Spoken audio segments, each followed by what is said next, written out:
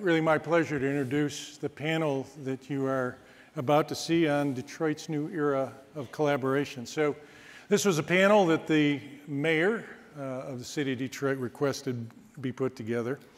Look, I'm really encouraged that that's the case, because if there's anything I've learned about the mayor, it is that he identifies what most needs to change to make his city better, and then he builds coalitions and he goes after the change with intensity, and he makes the change happen. Now, the mayor's here today with his panelists to discuss a topic that is clearly now at the very top of the list of what most needs to improve and change in our largest city, but not only in our largest city, in the state more broadly for that matter. And that is the quality of education.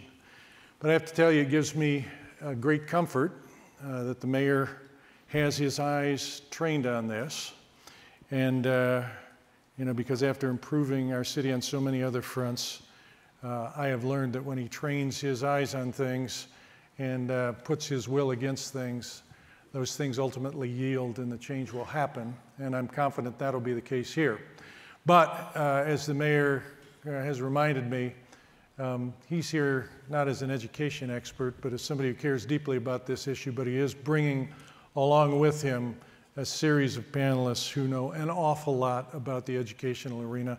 And I think you'll find their discussion on the quality of education and in collaboration to improve education in the city of Detroit really engaging. I hope you enjoy the panel. DT Energy is really happy to sponsor it. Thank you very much.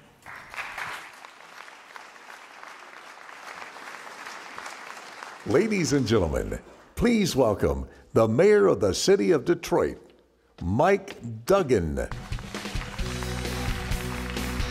President and Chief Executive Officer for Develop Detroit Incorporated and Treasurer of the Board of Education for Detroit Public Schools Community District, Sonia Mays. President of the University of Michigan, Mark Schlessel. Superintendent for Detroit Public Schools Community District, Nikolai Vitti. And to moderate the session, columnist for the Detroit Free Press, Rochelle Riley.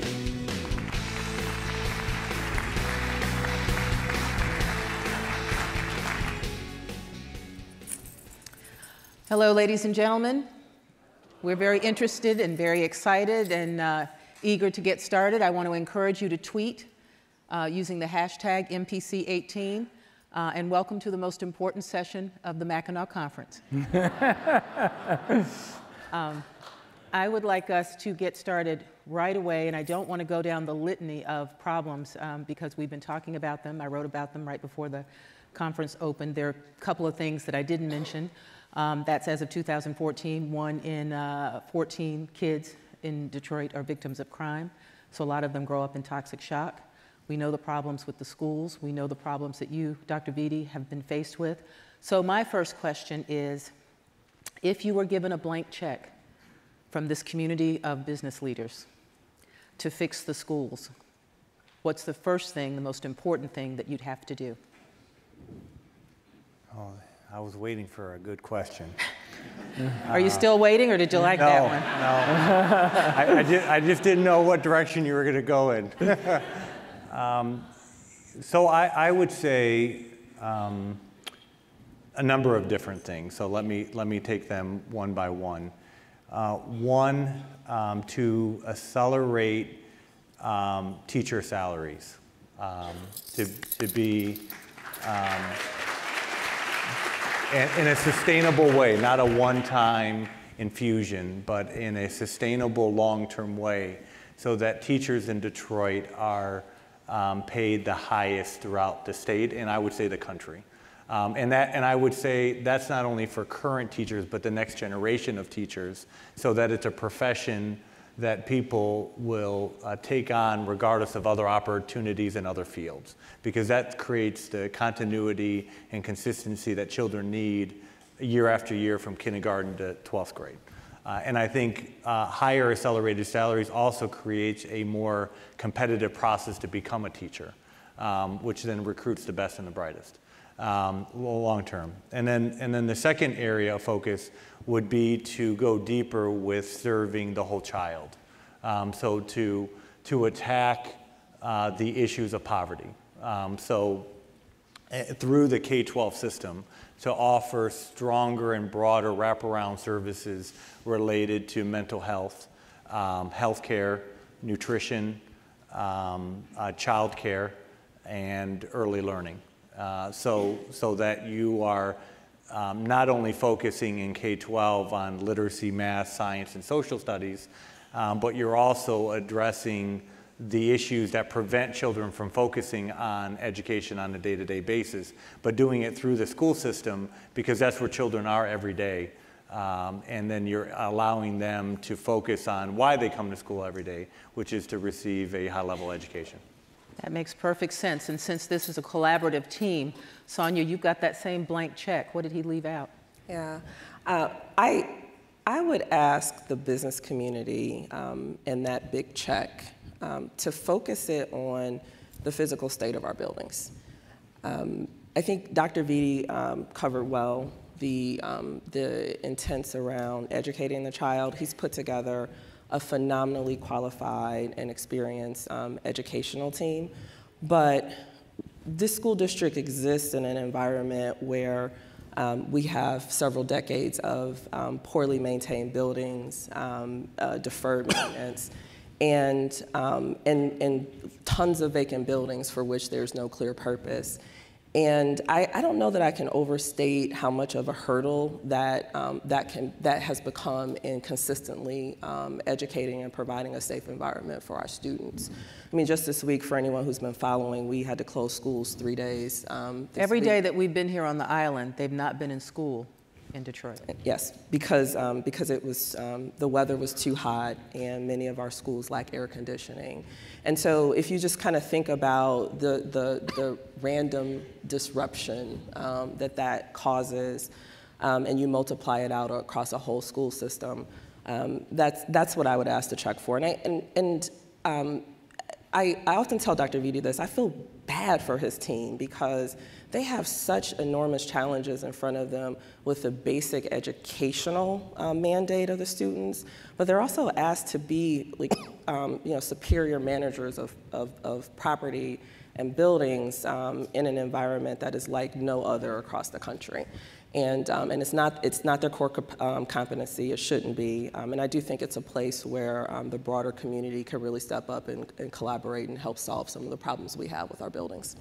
Now, we're going to spend the bulk of our time on the collaboration and the partnerships and some of the things that are working. But before we do that, we have to deal with not how we got this way, but why it continues to be this way. So Mayor Duggan, no one has done more to literally bring back the city of Detroit, your hometown, than you.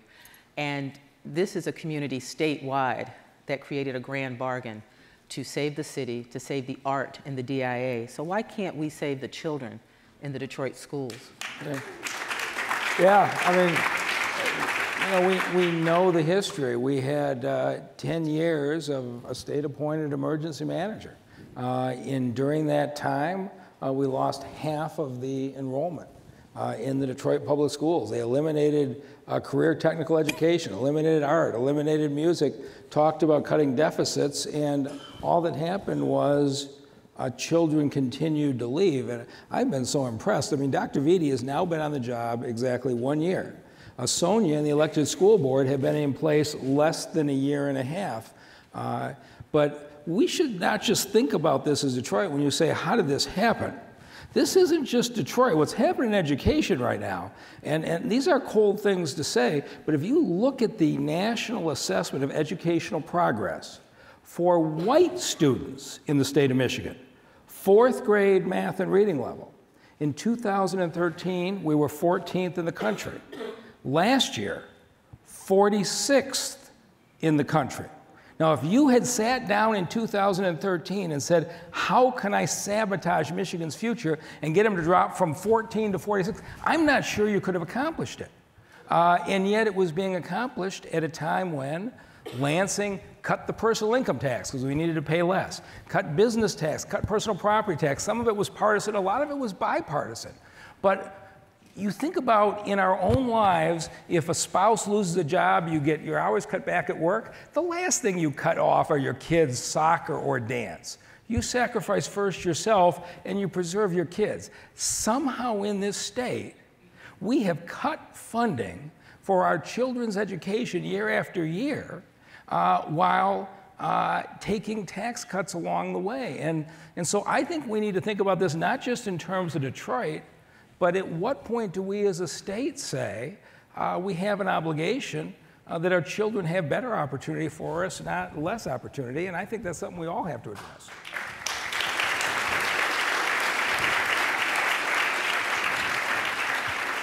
Dr. Schlissel, the only people who keep up more with future kids who grow up to be something besides college presidents are newspapers, because we need the readers. So you're looking at these situations with these kids where 90% of the kids in the Detroit public schools in 3rd grade have trouble reading, and if they don't get to grade level next year, the legislature has said hold them back, even though Dr. Vitti is short about 180, 190 teachers. He's going to fix that, and he's working on that, but it's these impossible situations. When you see that from the tower in Ann Arbor, what are you seeing and thinking should happen? Well, you know, there are talented kids in all these communities. So there's no evidence I've seen in life as an educator that talent is not uniformly distributed across the population. So, you know, our job is to identify talented kids, even though they're in challenging circumstances, and help them make the transition to higher education. One of the things we're invested in now is a new pathway program called Wolverine Pathways, building a pipeline of students. We began in Ypsi and Southfield, and now we're in Detroit. The idea is to start with kids in 7th grade, partner with public schools and public school teachers, work with the kids on weekends during their school year, and then on the Michigan campus during the summer, working on math skills and language arts and social studies and science, but also give them the kind of mentoring that you don't get necessarily if you don't come from a community where other people have gone to college. And the idea is to get them ready to apply and to be competitive in their applications. The first cohort of these kids is now on the Michigan campus. We have 80 or 90 students who successfully applied to Michigan this past year through this program. The darn problem is we're a big university and we're a relatively wealthy university, but we're just a university. So how do you take this to scale? You know, how do you provide that kind of support and mentoring and extra help for kids who are talented, who are willing to work hard, with parents that want to be involved at the scale of the state of Michigan? And I agree wholeheartedly with the mayor. We've gotten away from making investments in our own future. It may feel good to tax ourselves less and to point out how the climate for business has improved because taxes have gone down. But personal income in our state over the last decade has gone up over 30%. Government spending has gone up 13%. So there's sort of a net change in what we're doing with our resources. We're keeping more for ourselves, we're investing less in our future, and that has to change, otherwise we'll fail. Now, while we're working on solving the big problem, there are ways that people are doing things that can be expanded. Every person who owns a business in this room ought to leave with one idea that they can participate and do something, because this is a problem for everyone. So I'd like you to talk about some of those partnerships that work. And Dr. Vitti, I know that you've seen sort of the gamut in Detroit, and like the mayor said, they're in several school districts. But talk about something that really works, that people ought to do because they can. Well, one at-scale strategy that I think is a great equalizer is the Detroit Promise. I think too many of our students work hard and don't necessarily see the end result, the end in mind when you're setting goals. And socioeconomic background should never be the obstacle for a child to go to access higher education. I think the Detroit Promise is a concrete investment, a concrete strategy that's actionable, realistic, pragmatic, and real for children and families. Meaning, once you obtain that certain GPA, certain score on the SAT, then you know that's a ticket to somewhere. And it's a ticket to do better than the generation before you. And I think that's the right business investment and something that we just need to scale so that as more children and families learn about it, it can be accessed with greater consistency. The other thing that is happening in Detroit is the investment in career technical centers through workforce development at the city level. That is a way to create a pipeline for our high school students right into the world of work. And another something that's concrete, and I keep on saying concrete because there's lots of things that are happening often in a piecemeal type of way, unaligned to the district's true gaps. They make people feel good, and individually it does make a difference for children, but we need to get to a point of scale. What does it mean to create the kind of opportunities that exist at CAS and Renaissance at every one of our high schools? And that's what we have to start thinking about. And I think the investment through the workforce development and companies investing in new infrastructure, new programs at schools, mainly at Randolph right now and Brighthawk, allow students to go through the core curriculum, still get a standard high school diploma, no different than any other high school student, but start to begin to obtain skills that can translate into employment right out of high school and begin to address the talent job gap that exists in Detroit with industries that are based in the city. And so it's just a matter of trying to replicate that to multiple career academies, to nursing, engineering, you name it. If there's a need in the industry, we can build the program at the high school level to create that pipeline. I think those are some examples of business partnerships and city collaboration and even university opportunities with dual enrollment and career academy build-outs that we just need to expand in the city right now. Mr. Mayor, same question. You're a partner builder. What types of things should be happening where there should be more? Well, you know, and the things that Dr. Vitti mentioned, I want to thank Sandy Barua and all the business people who supported getting the Detroit Promise started. Every child who graduates from a high school in the city of Detroit who gets accepted to a two-year community college has that tuition guaranteed to be paid for. And if they get a 3.0 and a 20 on their ACT, four-year university paid for. So you can say to children at 11, 12, 14 years old, if you work hard enough, you can go to college. And then Tanya Allen and Dave Meter and everybody who's helped fund our different CTE programs. Those collaborations have worked. We're now about to embark on one that's different. And in this city, we've had a history going back to 1999 when Dennis Archer took over the Detroit Public Schools in a collaboration with John Engler, and we've been through one trauma after another relative to mayoral roles. Should they run the school, should they not run the school, et cetera. I've taken the position from the beginning, I don't want to run the schools. The educators are here to my left.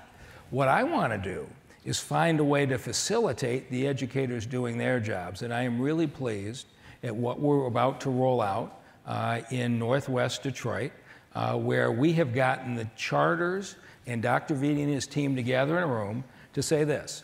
This morning, 30,000 children got up in the city of Detroit and went to school in the suburbs. We got 100 DPS-CD schools, 100 charter schools, and 30,000 kids and parents decided none of those was a good enough choice. We got to change that. And in many cases, they're being bused 30, 45 minutes away to school districts with lower test scores than the school in their neighborhood.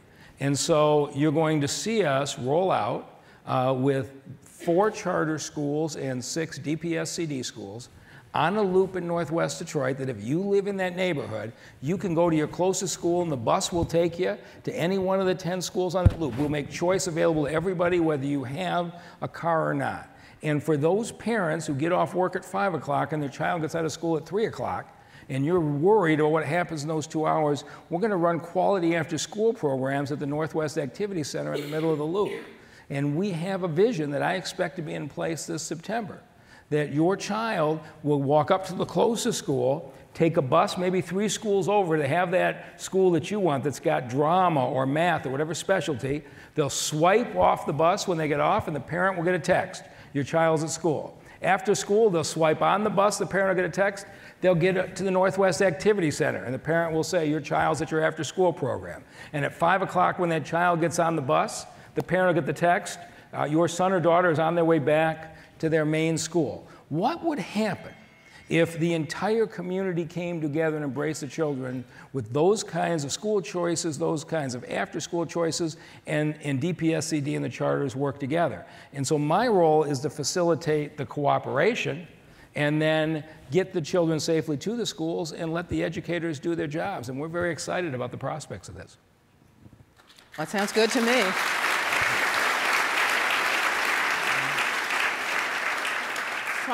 Sonia, a minute ago, Dr. Vitti mentioned the whole child, and that's one of the things that we don't necessarily always talk about where we're talking about the Detroit Public Schools. So yes, we have a problem with Michigan education, and for people who don't know, it's because people have said they believe in Michigan education when they have not. We have thought that college was not necessary because you could get a job without going to college. We have not believed in funding schools the way they should, not just in Detroit, but across the state, because we have rural districts that are having some of the same problems.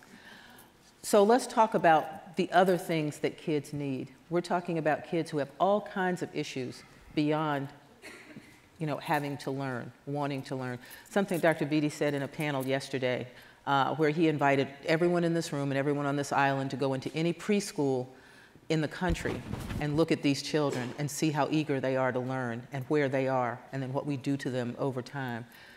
What do we need to do for the kids besides provide reading, writing, and arithmetic?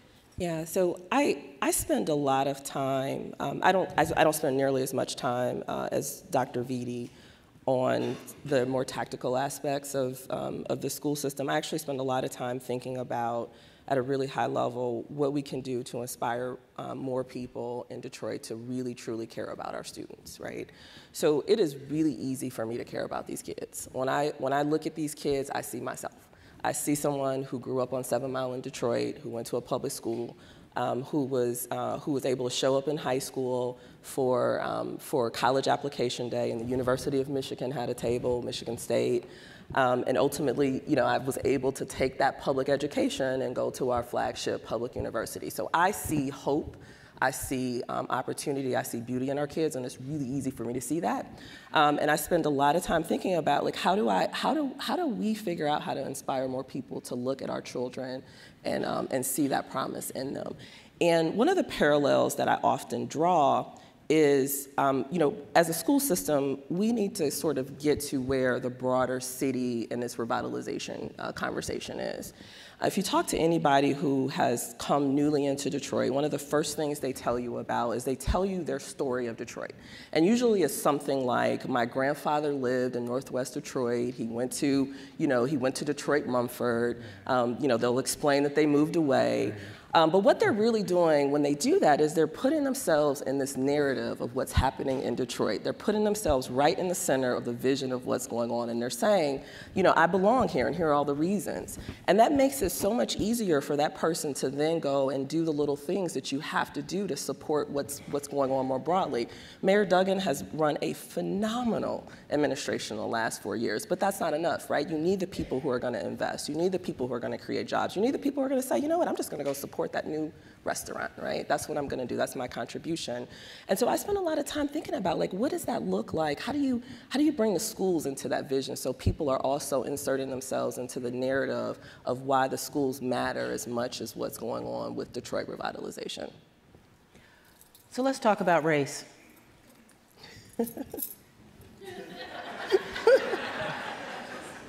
I literally heard 7 people stop breathing. The column I wrote this week was not an accusation, it was a question, where I'm just trying to figure out how it's possible that it's not that 90% of 3rd graders in the Detroit City Schools are not reading at grade level now. It's that that has been true for 10 years.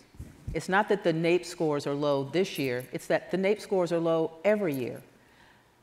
And we've got this stellar business community that is proud of Michigan and proud of what's happening in Detroit, and we should be, because when I came to Detroit 17 years ago, as my grandma would say, Lord have mercy. It is amazing where we are and where we've come. So I'm trying to get a sense, and I want you all to tell me, because of your interactions with people and the folks that you talk to and your students, particularly the ones in your program, Dr. Schlissel, who come over to Detroit and work and are a part of this Great Fellows program. how much of that is because a lot of our leaders do not look at our children and see themselves, do not connect in a way that makes them think, oh no, the Detroit public schools are not about the principals who stole some money or about this adult thing or that adult thing, but it's about those kids. And is it possible that even if it's not intentional, that it has something to do with the fact that these kids are African American? I think there's a huge amount of unconscious bias in the world, let alone the conscious bias. And it's part of the challenge. I think, for us in building a campus community, it's very important that that's a community that looks like the public that we're serving. People learn by experience, and if we can put people from Detroit next to people from the suburbs, next to people from the Upper Peninsula, they're going to learn about one another in ways that will color, no pun intended, the way they look about the rest of their lives. That's the real importance why we talk about diversity all the time at the university. And to be honest, we've been failing. Since Proposal 2, we've really not succeeded in capturing the racial and ethnic diversity of the state of Michigan. There are programs we have in place that are working towards those goals, that are within the confines of the law. But we're convinced that we can't be an excellent educational institution unless we can capture the full breadth of diversity in our society. We are becoming a majority-minority nation, right? So our customers, our clients, our business partners are going to represent the diversity of our society, a globalized society. And if we can't capture that on our campus, our students won't learn what they need to in college. It's really a top priority for the university. Dr. Vitti? So people often ask me, what were you most surprised about when you took the job and started to work in the system? And I often say I was shocked, horrified at the lack of systems and processes for traditional public education. Traditional public education has always been, and I hopefully will always be, the vehicle for social change, for social justice, for equal opportunity in this country. And walking into the system and seeing a lack of systems and processes is a testament of the lack of belief in what children can do. And there is a racist element to what has happened. Children in Detroit have been treated like second-class citizens. When a system is allowed to be run over a decade by individuals, and it's not about one individual, but individuals that had no track record of education reform, no local governance structure to address immediate concerns and issues by the community through an elected board. And year and year of low performance, a lack of growth, drop in enrollment, facilities that are not kept up, that would never, ever happen in any white suburban district in this country.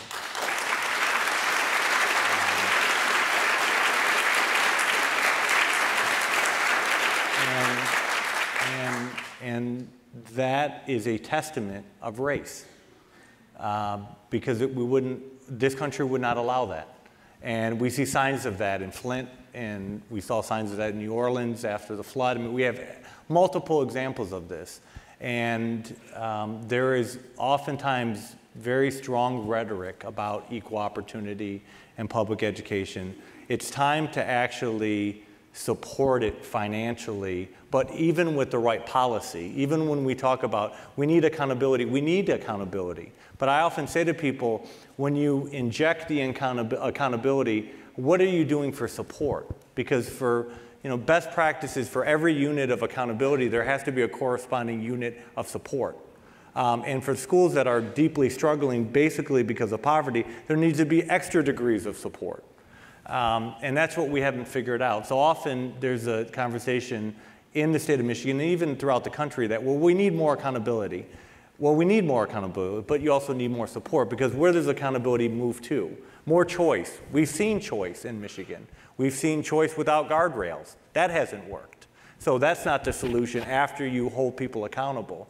So let's get back to the root cause, which often is linked to race, linked to poverty, and let's invest in the whole child, regardless of that child, regardless of zip code, regardless of race, and we'll actually see what children can accomplish. We have yet to see what children in Detroit can accomplish at scale because we've really never funded it appropriately, provided the right kind of support, and ensured that the right governance structure and leaders were in place to ensure that the system moved forward in the benefit of children. We have used Detroit and Detroit children as political, often pawns, and gamemanship has happened politically in this state. And that's what I've seen walking in. I think Dr. Vitti covered it well. Okay. So, Mr. Mayor, you and I have had lots of conversations about education and about what the city can do, not the city government, but the city, which means all of its business leaders. In that column, I mentioned that perhaps there's some novel way to do something like make any developer who wants to touch any building in Detroit adopt a school. Is that a crazy idea? Well, there's a few people who remember that in 1999, I stood on the stage and asked everybody's help. I spent a year where I volunteered as the deputy superintendent of the Detroit Public Schools to fix the buildings. And there were 270 public school buildings, Dr. Vitti, if you could believe that, less than 20 years ago. We had $80 million to spend in about 11 weeks of a summer vacation, and we had the contractors in place, but I couldn't figure out how to supervise all these contractors at 270 locations at once. I stood on this stage and I asked the business community, would you each adopt one school where you go out on site, you supervise the contractors, so in addition to the reports I'm getting, I have your eyes and ears. They lined up out in this hallway. We got people to adopt all 270 schools, some because they graduated from those schools and they wanted their own schools, some because they felt some moral obligation. But when people started to engage, something happened. The racial division in this country melts away when we start to spend time together. And so you had some pretty hard-bitten corporate executives started spending time in these schools and talking to these children. Not only did the work improve, they signed up for mentorships. They figured out how to do job opportunities. They put in playground equipment. Folks bonded. And so this is something that we have got to continue to work on together. I am convinced that we have lots of business people of goodwill. You look at what's happened on Randolph. I mean, this is unbelievable. We've got just terrible skilled trade shortages for all the construction going on, and the emergency managers let the place that used to train all the plumbers and carpenters just completely disappear. We had to build it from scratch. So you had folks from several companies in this room put up $10 million, rebuilt the inside of that center. Dr. Vitti, who had to set up a whole new system, got 300 students to enroll a half a day in their base high school, a half a day at Randolph, and you see the excitement going on. But then we realized once we've got $10 million of equipment and trainers, at 3 o'clock when the kids go home, we can bring their parents in, adults who can use the same equipment, and we can use them in the second shift to train the next generation. When we gave the business community a way to participate, the business community participated. And I think it's up to us to figure out more and more ways. But what I've seen is if you can show the business leadership of this community that they can participate in a meaningful way, and especially, as Sonia says, you get people to spend time with these beautiful children, their hearts open up, and they do become true partners. What happened to the program that used to exist, where they adopted the 270 schools? So it went on for about a couple of years. And in fact, some of the schools, it was 4 or 5 years, but I don't know, about the third emergency manager, it wasn't valued in the process. You know, I know my wife in one school was herself, she was a school teacher, she was driving down once a week just to to help students at a 6th grade level read once a week, and they weren't even bothering to call her back to come in and volunteer. So, you know, we had a lot of people running the school system that were not educators. I don't think you would see that happen again today with the leadership that we have. Let's talk about the collaborative effort a little more, because there are people who care, there are people who are reaching out, and we may be at that great watershed moment where everybody does want to join hands and do something. I am really, really hopeful for that. Michigan business leaders, all types of folks are saying, you know what, we can do this. What advice do you have for this community that's here, the folks who aren't here but are going to hear about it, for them to dive right in? What should they do? Everybody on the panel. We can start with you, Dr. Vitti, and come back down. So one thing that we've created is a school advisory council at every school. And that is a way at a local level, at a school level, to get involved. Often people find it difficult just working with the district central office to find a way to connect and see an impact. And so the School Advisory Council, 51% or more of the committee has to be made up of non-district employees. So this is an opportunity for local business leaders to get involved, parents, community members, to serve on this committee. In addition to students will be on the committee, teachers, union rep, and the PTA president. But this committee will problem solve with the principal. Principal leads the committee. We'll create a school improvement plan, a discipline plan, and an attendance plan, which is linked to an enrollment plan, to just problem solve with the principal on how to improve this school. And I think that's an opportunity to, what I often say is, to learn about the beauty and the beast of traditional public education. Because it is. When we say traditional public education, we're talking about all kids, regardless of circumstance, regardless of obstacles, and that makes it hard. And so when you're on that committee, you start to see the beauty of what happens every day, but you see the real challenges at the same time, and you begin to offer the principal ideas based on your experiences. You offer resources, you offer additional people that you know your network can be leveraged to have more people be engaged in that school. So I think that's a concrete way for people to get involved. But beyond that, it's the Detroit Promise. It's companies that are already starting to put their toe in the water. We needed them to jump in the pool by sponsoring a school, being a part of a beautification process, and getting involved more with our Tier 3 intervention for literacy and math as tutors to be trained. We're working on that as an initiative. But I will continue to echo what I have said earlier as far as the business community is concerned.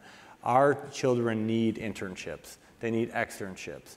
And we're starting to see that at Randolph and Breithoff, but our students need exposure to opportunities beyond what they see at school, in their home, in their community. Our kids are talented, our kids are perseverant, they're hard workers, they just need connection. They need an opportunity, and I think once they see those opportunities, they will take advantage of them, and I think that's the other opportunity in the business community. Okay, Dr. Schlichter. Yeah, you know, what I'd say in two different areas. One is there are many folks here. There's a group, I'm on the executive committee of Business Leaders of Michigan. Yes. And you know, this group has tackled some of the largest problems our state has had and been very effective working with the legislature, working with the governor, trying to help the state get it right in terms of how it spends its resources and how it applies its regulatory strength. The business leaders are really focusing particularly on the K-12 education problem.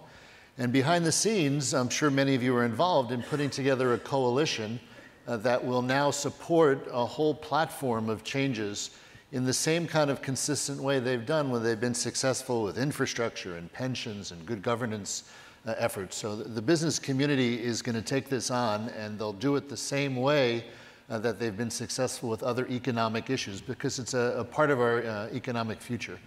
The other thing, in line with what Dr. Vitti said, is we've taken this concept of a Detroit Promise or a Kalamazoo Promise and made it a statewide thing. So the thing I'm proudest of that the university's done the last 4 years is called the Go Blue Guarantee. And that's a financial aid program that guarantees any student in the state of Michigan, if you get accepted to the U of M and you come from a family in the lower 50% of family income, so half of our families, will guarantee you at least 4 years of full free tuition, full financial aid, plus whatever else you qualify. So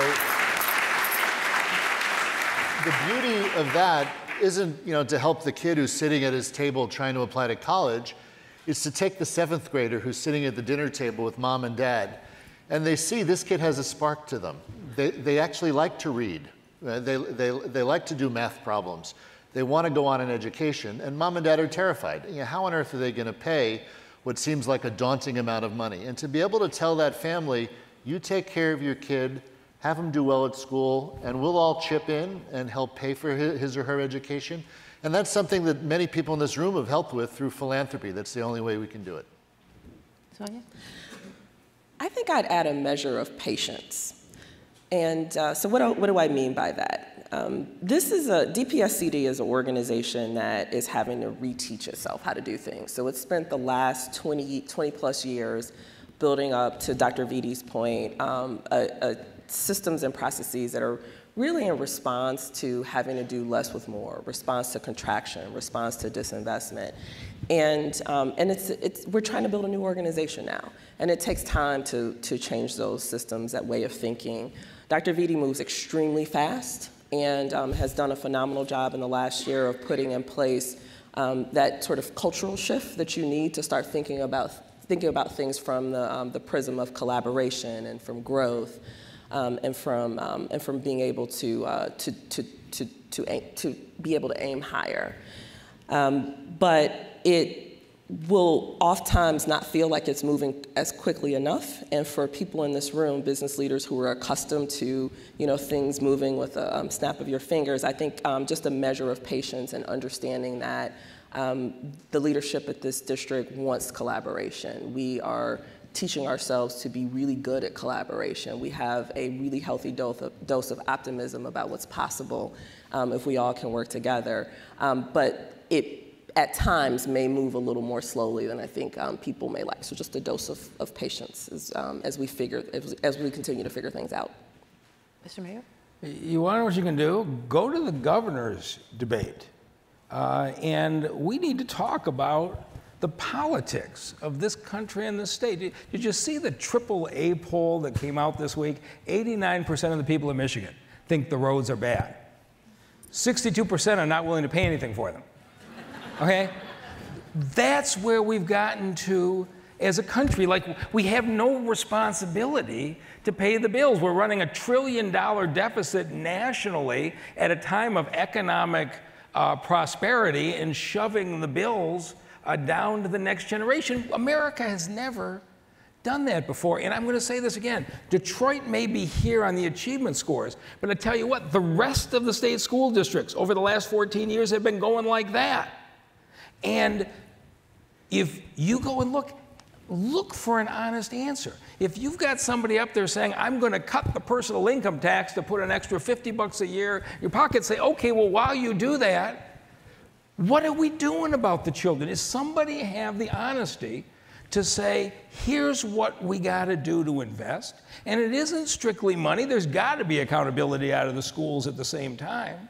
Does somebody have the honesty to tell you the truth that we have to invest? Or are they telling you, don't worry, we can cut the taxes, we don't have to do everything else, and everything's fine? Because the reality is this: people are so inundated with information and are so busy that the average voter is not paying attention like they did 20 years ago. But if the business leaders who understand how critical it is for Michigan to compete, to have a good education, if you don't hold these candidates accountable for taking responsible positions, nobody's going to. So everybody here can start by listening to these candidates tonight and then giving them your feedback tomorrow and letting them know what you want out of them is an honest conversation on how we're going to improve the schools.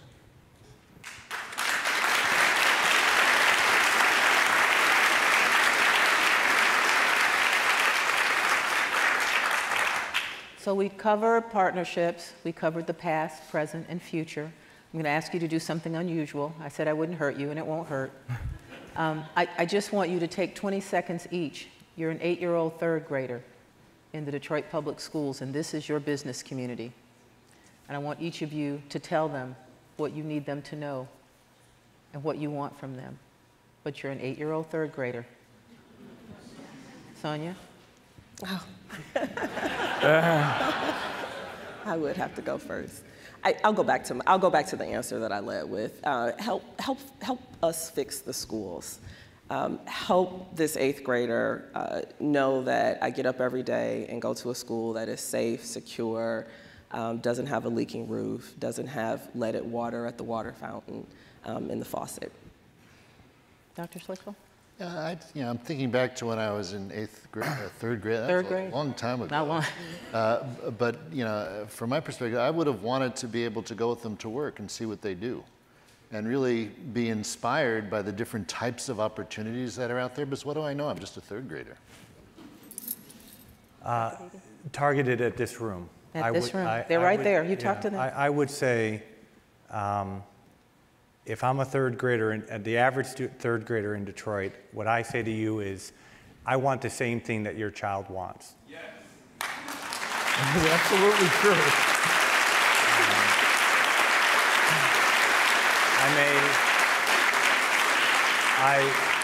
I may not have your privilege. I may not have the color of your skin. I may live in a different zip code. But I want the exact same thing you want for your son, your daughter, your grandchild, your niece, your nephew. That's what I want.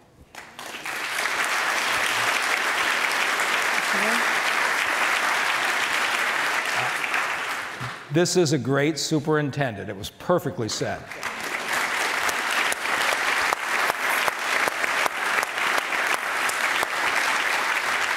I want to thank you all so much for coming to the most important session of the Mackinac Conference.